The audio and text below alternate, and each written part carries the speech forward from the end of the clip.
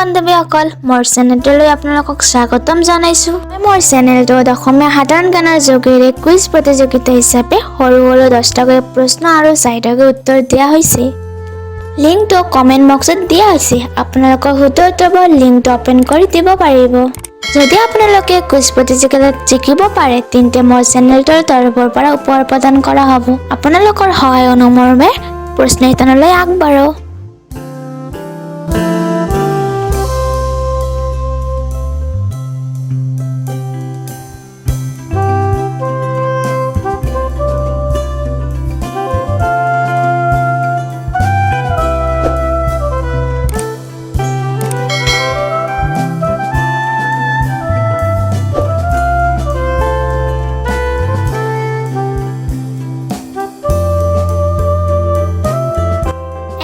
প্ৰশ্নটো হল ভাৰতৰ নোটত মহাত্মা গান্ধীৰ আগতে কিহৰ ছবি দিয়া হৈছিল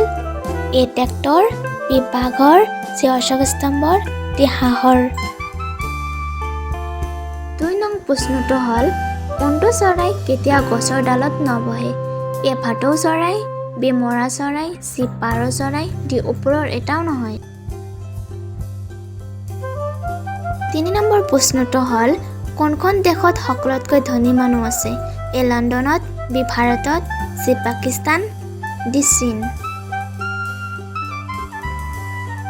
4 নম্বৰ প্ৰশ্নটো হল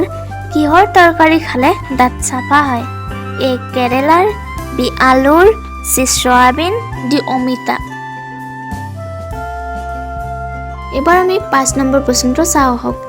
বিশ্বত কোনখন দেশ আছে য'ত এখনো নদী নাই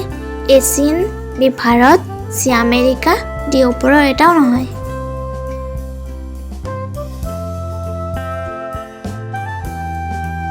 এবাৰ 6 নম্বৰ প্ৰশ্নটো চাওঁ হওক মহাত্মা গান্ধীৰ পত্নী কোন আছিল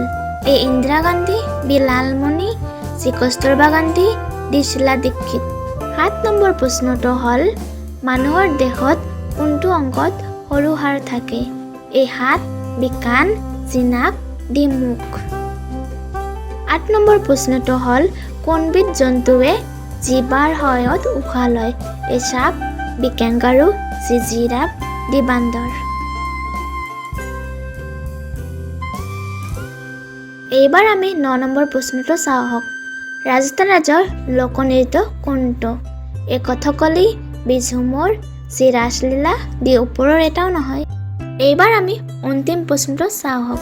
বেছিভাগে কোনখন দেশত কেশৰ উৎপাদন কৰা হয়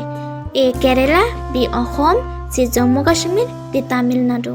বন্ধুসকল আজিৰ বাবে মই মোৰ ভিডিঅ'টো ইমানতে সমাপ্ত কৰিলোঁ মোৰ ভিডিঅ'বোৰ চাই ভাল লাগিলে মোৰ চেনেলটো শ্বেয়াৰ আৰু ছাবস্ক্ৰাইব কৰিব বুলি আশা ৰাখিলোঁ ধন্যবাদ